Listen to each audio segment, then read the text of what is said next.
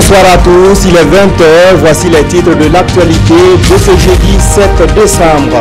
59 milliards de francs CFA pour réduire le déficit énergétique au Burkina Faso. Le gouvernement a décidé en Conseil des ministres de ce mercredi la construction d'une centrale électrique à Kosodo. La nouvelle centrale sera fonctionnelle en décembre 2019. Au pied des collines du Bafouji, les préparatifs de la fête de l'indépendance vont bon train. Sur l'ère du défilé, civils et militaires font la mise en jambe pour une parfaite démonstration le 11 décembre. Et puis la tension reste vive entre la Palestine et Israël au lendemain de l'annonce de Donald Trump de reconnaître Jérusalem comme la capitale d'Israël. Le Hamas appelle à une nouvelle intifada. Un note de marque dans les locaux de l'Institut géographique du Burkina Faso. Le président du Faso s'est rendu cet après-midi à l'IGB qui fête ses 40 ans. Roch-Marc Christian Kaboré est allé s'enquérir du fonctionnement de cette structure dont la principale mission est l'élaboration, la mise en œuvre de la politique nationale en matière d'information géographique. Des détails avec Souleymane Sanou et Frédéric Etienne Bassenga. Le président du Faso dans les locaux de l'Institut géographique du Burkina, plus qu'une visite, c'est une opportunité pour ces spécialistes des questions de cartes. Comme un militaire, Roch-Marc Christian Kaboré passe en revue toutes ces cartes exposées à l'occasion des 40 ans de l'IGB. Attentif, le président du Faso prend le temps d'écouter le processus qui aboutit à la réalisation d'une carte. Des cartes topographiques qui prennent en compte l'ensemble des informations. Une fois que ce travail de coordonnées est fait, il y a un avion dont nous disposons qui passe et qui fait les prises de vue. Justement, cet avion est en panne. Après la visite du matériel et des centres de production cartographique de l'Institut, les agents exposent à Roch-Marc Christian Kaboré les difficultés qu'ils rencontrent au quotidien.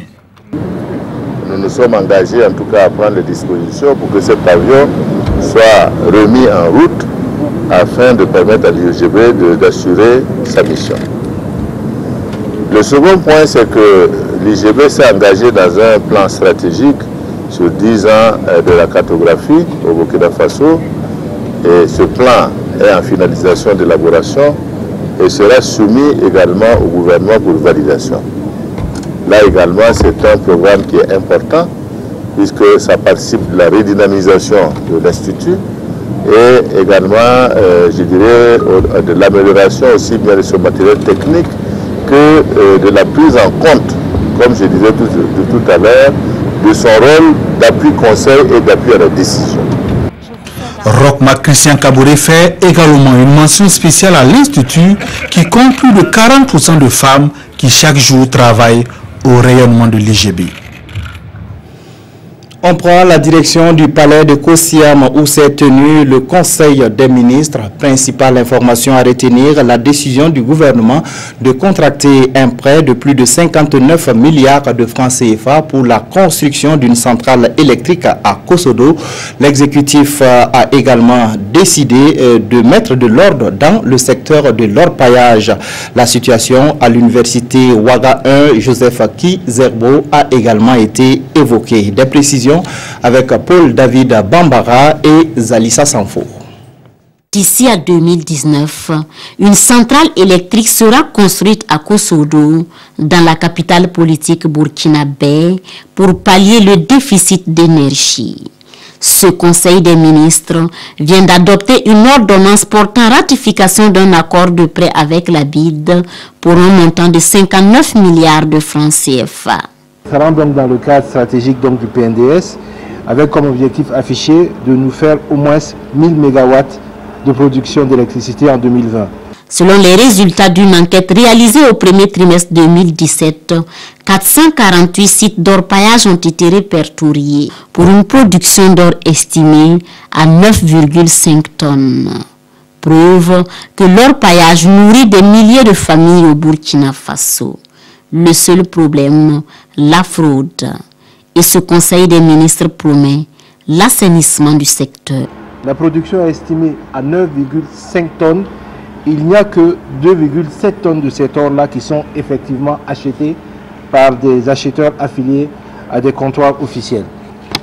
D'où donc les décisions qui ont été prises par le gouvernement, à savoir renforcer les capacités opérationnelles de la NEMAS, renforcer le dispositif sécuritaire aux frontières afin de réduire l'exportation frauduleuse de l'or produit artisanalement et intégrer donc les résultats donc de cette enquête nationale sur le secteur de l'orpaillage dans l'évaluation du PIB du Burkina Faso. Grève à l'université Ouaga 1, professeur Joseph Kizerbo, et aussi dans les établissements scolaires. C'est un spectacle désolant, selon le ministre Al-Kassoum Maïga, qui promet que face à ce spectacle désolant, force restera à l'État. Le gouvernement se fera fort pour que la sécurité règne au niveau de tous les campus du Burkina Faso et que les universités également vont activer les conseils de discipline pour ceux qui ont osé semer la désolation et la violence sur les campus universitaires. Et le ministre de la Communication d'ajouter que tous ensemble, acteurs et parents d'élèves, sont interpellés sur leur rôle, l'éducation de leurs enfants. Quant au nom d'un droit de grève, ils bafouent celui des autres. Justement, au lendemain des affrontements entre étudiants qui ont fait plusieurs blessés à l'université, c'est un calme précaire qui règne sur le campus. Les cours et les activités administratives ont repris timidement. Le constat avec Kwale Nebié et Pascal Kané. Au lendemain des violences, c'est un calme précaire qui règne à l'université de Ouagadougou. Malgré le climat délétère, les cours ont repris ce matin dans certains amphithéâtres. C'est le cas ici, au pavillon L, où les étudiants de licence 2 en histoire sont en plein cours. Mais pas sans peur, puisque certains d'entre eux ont été victimes ou témoins hier de la violence de certains de leurs camarades. Par rapport à hier, je peux dire que c'est mieux.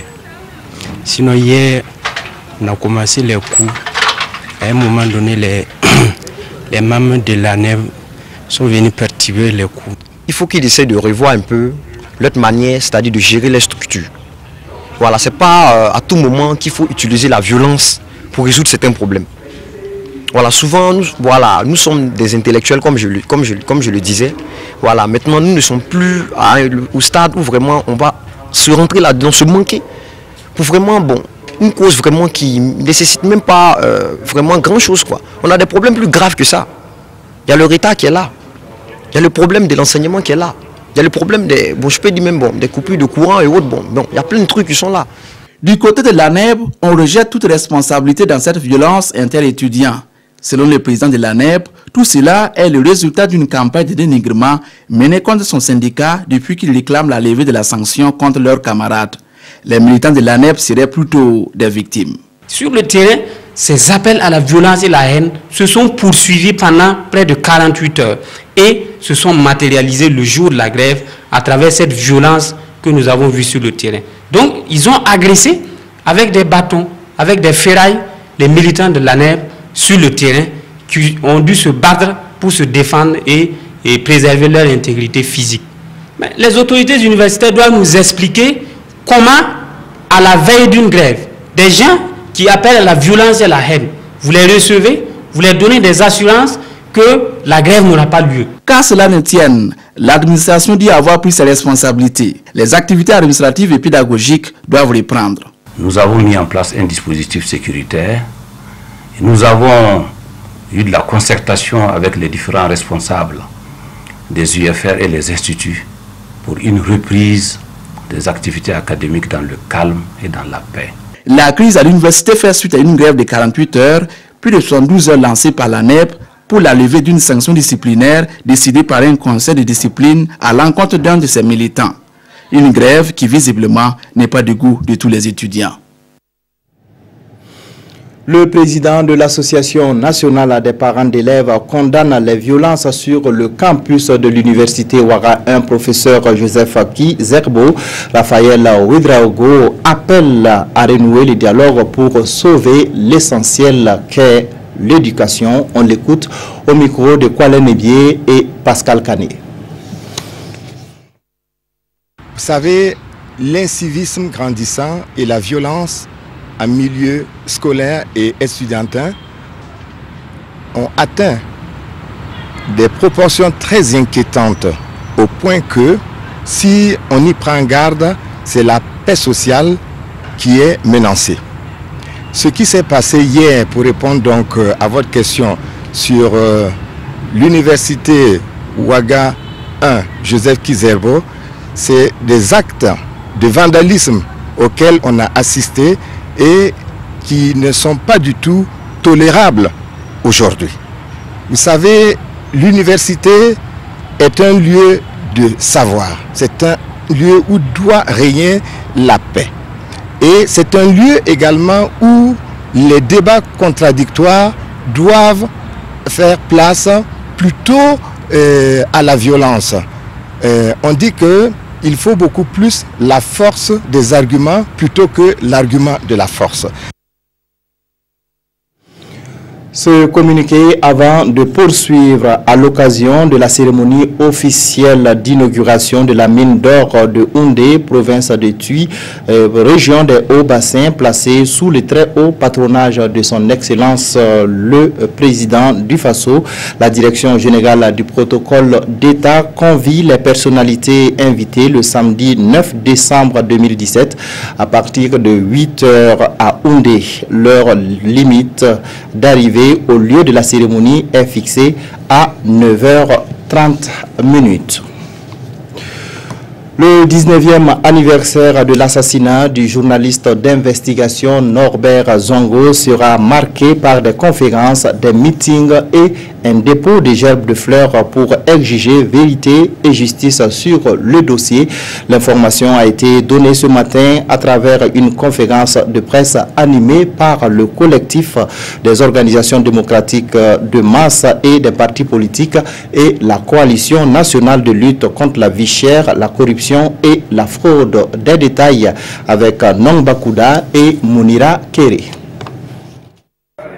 Si la flamme de cette lampe est toujours vive, c'est que Norbert Zongo et ses camarades n'ont pas encore obtenu justice. 19 ans sans vérité et sans justice, le collectif des organisations démocratiques de masse et de partis politiques et la CCVC, la coalition nationale de lutte contre la vie chère, se disent indignés. La maman Zongo s'en est allée sans que notre justice n'ait daigné lui dire qui a pu commanditer l'assassinat de son fils et qui a pu le tuer. Quelle honte! Le dossier est en phase d'instruction. 3 personnes ont été inculpées et un mandat d'arrêt déposé à l'encontre de François Compaoré.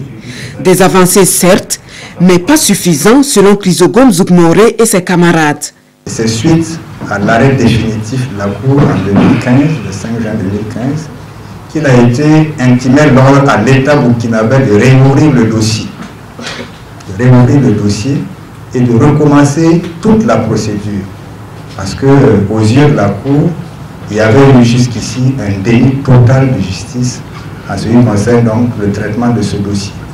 Répondant à une question sur la situation qui prévaut chaque mois de décembre dans les lycées et collèges, la CCVC impute la responsabilité à l'autorité. Peut-être c'est la façon de le faire.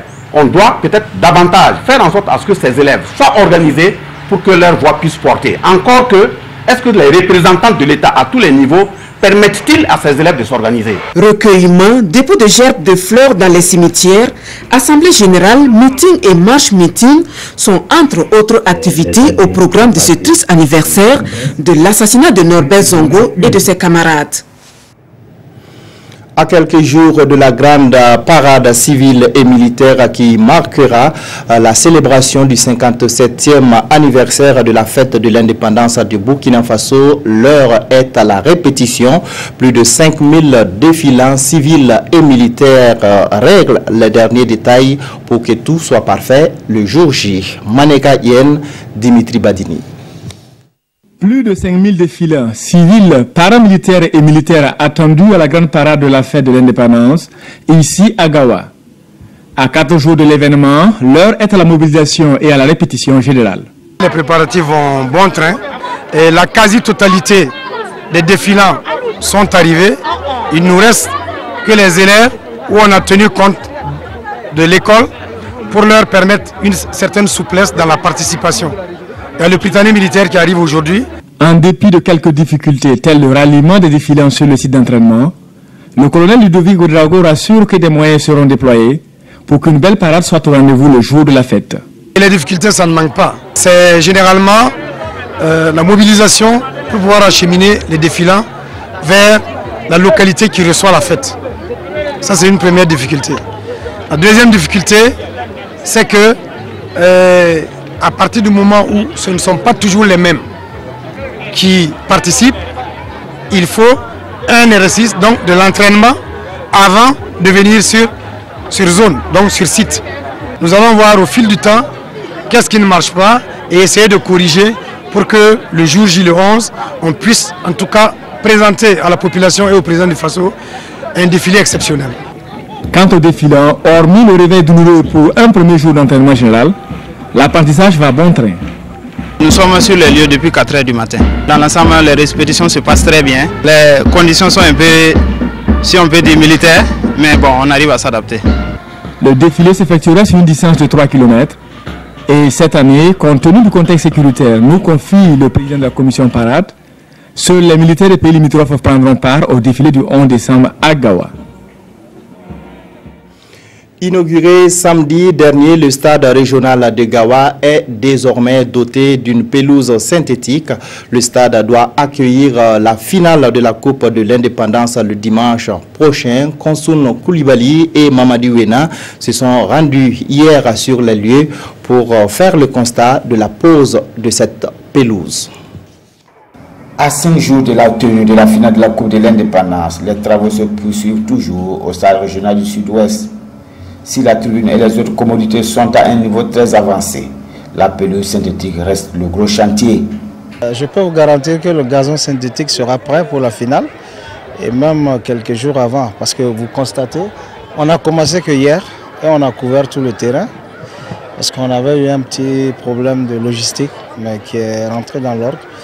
On a commencé tard mais on va finir à temps. L'entreprise en charge de la pose du gazon synthétique est d'autant plus confiante dans la mesure où elle a tiré le leçon de l'expérience du stade régional de Kaya. L'expérience de Kaya m'a vraiment enseigné parce que d'abord, j'avais besoin de l'expertise étrangère pour chose qui n'est pas évidente. Vous avez vu, j'ai commencé avec des Chinois, après bon, c'était pas évident, des Nigérians, mais maintenant j'ai une équipe très bien formée. Alors, vous voyez, ils sont très rapides. Et je pense qu'aujourd'hui, avec tout ce que vous voyez aussi comme matériel, rien ne manque. C'est pourquoi je suis serein, on va le poser tranquillement. Le stade régional du Sud-Ouest est un complexe composé d'un terrain de football et d'une aire pour le tir à l'arc, une spécialité de la région. Les plateaux ne sont pas prévus à l'intérieur, mais à l'intérieur, ce qui est prévu, c'est un aire de tir à l'arc. Ça, c'est à l'intérieur. Les plateaux sont dans les différentes... dans la ville, il y a un au niveau des écoles. Un à ma direction et un autre plateau au niveau de la cité des forces vives. En attendant la disponibilité effective de la pelouse du stade régional du Sud-Ouest, les entraînements des parachutistes pour la parade du 10 décembre a suscité un engouement du public de la ville de Gawa. Un vrai gâchis, puisque les lobbies ne savent pas jouer au football. On reste dans le Sud-Ouest pour parler de la poterie et de la vannerie, deux activités qui occupent de nombreuses femmes dans cette partie du pays. Le savoir-faire se transmet de mère en fille, mais ces métiers restent très peu structurés. Soubega Momouni et Suleiman Sanou. À l'aide d'argile, ces femmes conçoivent et fabriquent des objets utilitaires. Des marmites, des pots de fleurs, des canaris et autres articles de décoration, c'est une gamme variée de produits de poterie que ces femmes sortent de leur imagination. Après avoir obtenu la forme et le design de l'objet voulu, elles le plongent dans une décoction obtenue à base des écorces d'une plante. La dernière étape est le passage au four pour la cuisson. Une étape indispensable qui permet de rendre les objets plus durs et plus beaux. Tout comme la poterie, la vannerie constitue également l'une des principales activités des femmes du Sud-Ouest. Le village de Oli, situé à une trentaine de kilomètres de Gawa, est réputé pour cette activité. En famille, les femmes se regroupent pour des séances de fabrication des paniers. Ce sont les tiges de ces herbes qui font office de matière première. Après la fabrication, il faut écouler. Chaque dimanche, ces femmes se rendent au marché de Gawa à la recherche de la clientèle. C'est ce rayon qui est réservé uniquement à ces objets made in Sud-Ouest. J'ai pris 2 gros paniers, 2 petits paniers. 1750, 2000 et 2 petits paniers de 500. Tout ça agréable, très apprécié. Je veux aussi aller offrir un cadeau à ma femme où on ne peut plus trouver ça facilement. Voilà. Les clients ne se bousculent pas tous les jours, seules les plus chanceuses parviennent à tirer leur épingle du jeu, surtout quand elles ont la chance de rencontrer de gros acheteurs. J'achète ça pour amener ça en côte. Pour donner ça, j'amène ça pour ma grand-sœur, quoi. Elle vend ça. Oui, les gens aiment ça. C'est 100 francs, on vend. 2 semaines, tu peux gagner 10 000. Tu peux aller vendre, payer des habits, payer ce que tu veux. La poterie et la vannerie constituent l'une des activités majeures des femmes de cette région. Cependant, elles ne parviennent toujours pas à vivre de leurs activités. C'est une activité, elle est dit marginale du point de vue de ses retombées sur le plan de l'économie locale. Alors certains disent y tirer des revenus de l'ordre de 500 à 5 000 francs le mois. Vous comprenez donc que c'est quand même négligeable comme ressource. Surtout si elle devrait vraiment vivre de cela. Et face à cette situation, les services de la direction régionale du commerce, de l'industrie et de l'artisanat ne restent pas les bras croisés. Nous sommes en train déjà, dans un premier temps, pouvoir les organiser. Il faut les amener à comprendre que le métier peut les rapporter beaucoup. Et par exemple, à Oli, il y a des étrangers, même depuis l'Europe, qui viennent, qui s'intéressent à leurs produits. Mais, 2 fois, quand ils sont là, il y a pas, la production n'est pas assez. Bon, donc finalement, ils prennent ce qu'ils peuvent. Or, il faudrait qu'on arrive à les organiser pour qu'elles trouvent un local ou des magasins, en tout cas, un point de vente. Le savoir de la poterie et de la vannerie se transmet de mère en fille à Nyobini et à Oli. Dans ces localités du Sud-Ouest, chaque génération a le devoir de travailler à pérenniser le métier pour la postérité. Ils sont 8 et auront pour mission de sillonner la ville de Gawa et ses environs pour plaider la cause de la planification familiale. L'équipe mobile Maristop de Gawa a été installée ce jeudi à la faveur de la célébration de la fête de l'indépendance. Konsoun Koulibaly, Ali Traoré. Maristop Burkina Faso vient de déposer ses valises dans la région du Sud-Ouest. Avec l'installation de son équipe mobile, forte de 8 membres, cette structure veut faire de la décentralisation une réalité dans cette partie du Burkina. Cette nouvelle équipe aura pour mission la sensibilisation des populations sur la planification familiale et la santé sexuelle et reproductive. Donc nous sommes particulièrement contents de pouvoir contribuer au moment où nous lançons le nouveau plan national d'accélération de la planification familiale. Nous sommes vraiment contents de lancer ce canal-là ici parce qu'il va permettre plutôt annuellement de toucher environ 6 000 femmes pour les méthodes de longue durée et couvrir environ 60 à 65 000 personnes en conseil sur la santé sexuelle et notamment la planification familiale. Pour les populations de la cité de Bafouki, cette implantation est une aubaine, d'autant plus que Maristop va contribuer à lutter contre les différents maux qui minent la société dans le domaine de la santé. C'est l'ONG qui manquait le plus dans notre région. Au regard d'abord du taux de séroprévalence, 2,5%, c'est très élevé. Au regard des activités minières dans la région qui font venir beaucoup de jeunes, au regard même de l'état de vitalité de notre jeunesse, une institution de conseil auprès des jeunes femmes est la bienvenue pour que d'abord nous puissions éviter les grossesses inattendues, les maladies sexuellement transmissibles, maîtriser la pression démographique et avoir une population et des femmes en bonne santé. Créée en 2009, la structure est présente dans 9 régions et à terme, elle entend couvrir tout le pays. Le Centre national de transfusion sanguine veut se conformer au programme d'accréditation de la Société africaine de transfusion sanguine. Les acteurs du domaine se sont appropriés le référentiel de certification au cours d'une séance de travail tenue à Koudougou. Yacouba Gamene, Christine Koulibaly.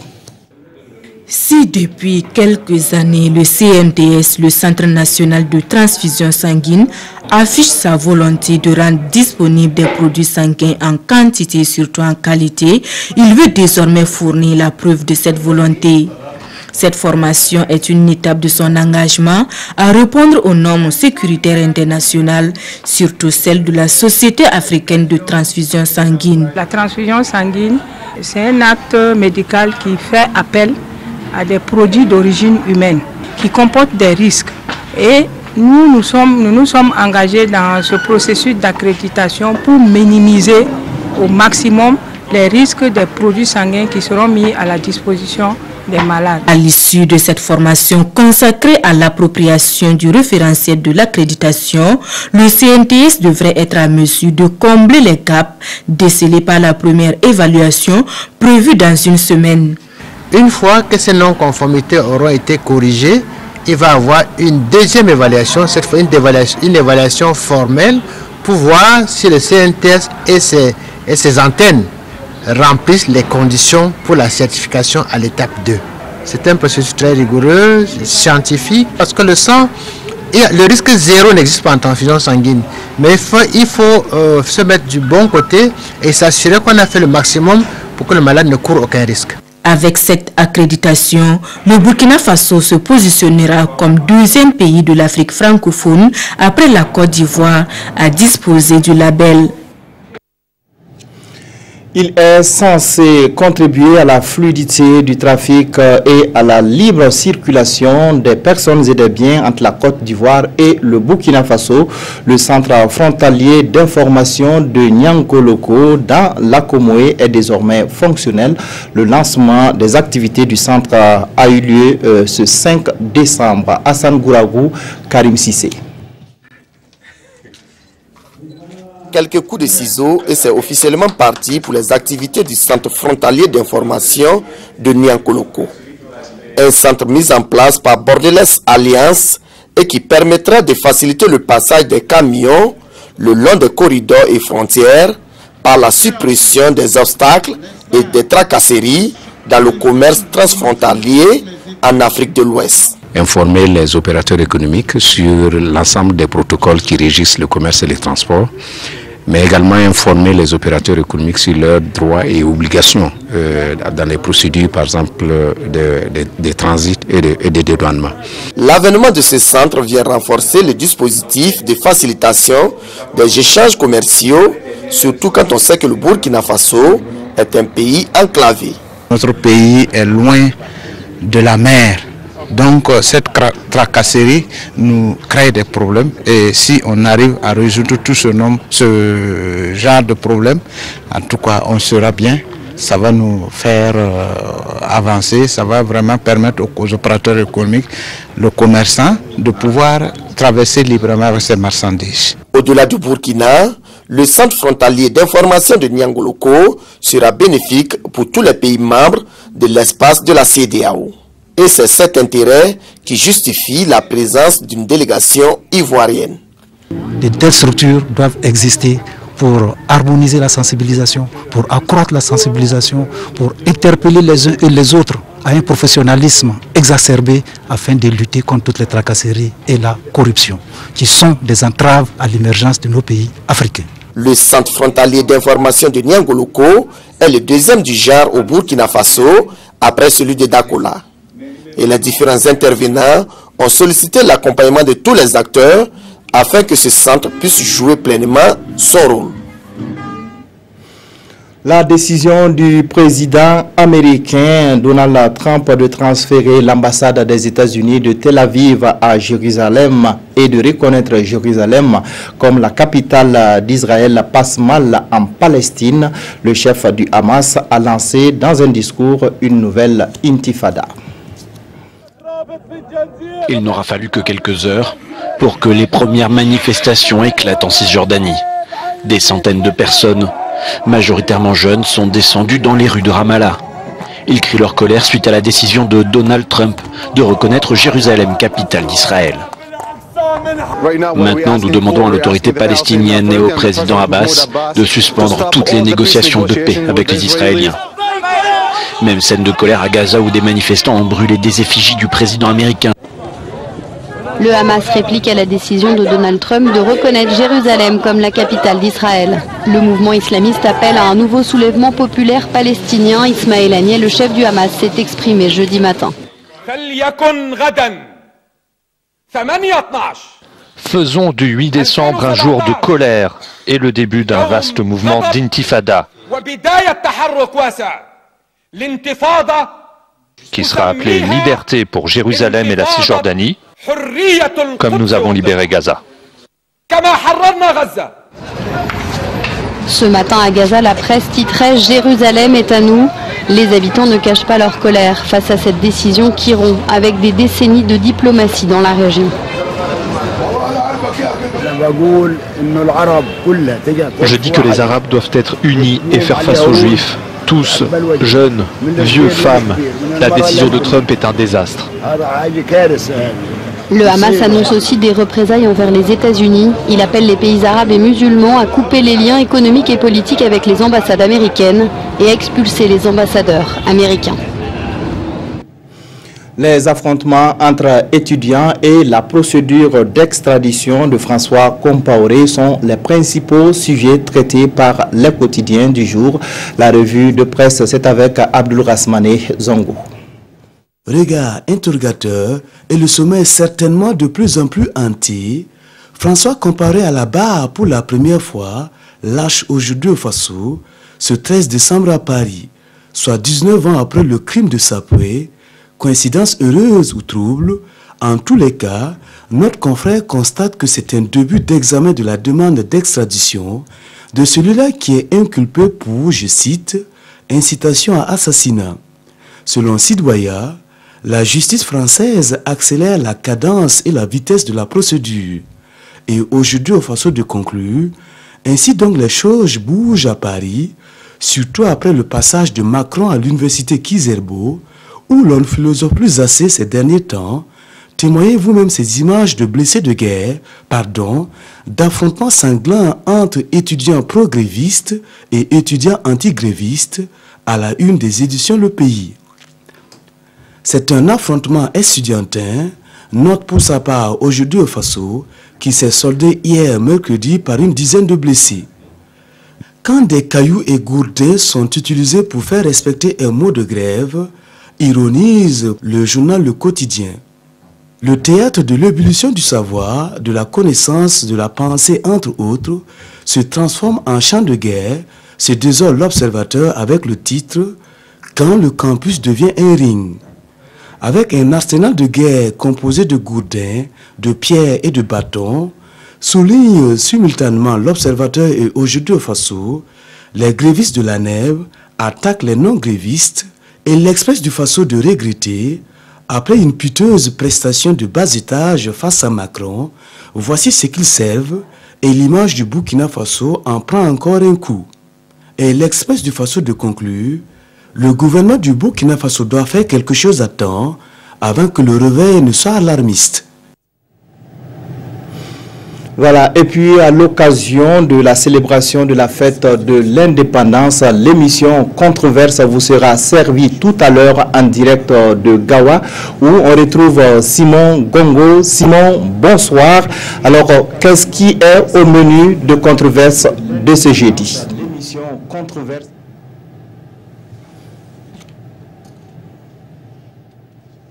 Gongo, Simon, bon. Sagnon, bonsoir à tous et merci de nous rejoindre ici à Gawa, capitale de la région du Sud-Ouest, qui s'apprête à accueillir le 57e anniversaire de l'indépendance de notre pays. Et c'est de là, justement, que l'on se pose la question sur notre indépendance réelle. La polémique est née de la récente visite de Emmanuel Macron, le président français, à Ouagadougou, du 27 au 29 novembre dernier.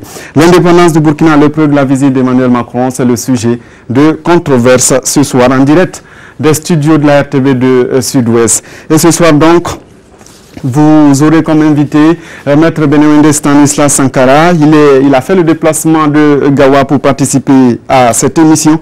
Il est de la majorité présidentielle. Avec nous aussi ce soir, Monsieur Sansan Bienvenu Da. Il est du collectif CGTB. Avec nous, Monsieur Marcel Da du Mouvement du Peuple pour le Progrès. Avec nous aussi, Monsieur Pépin Olohien.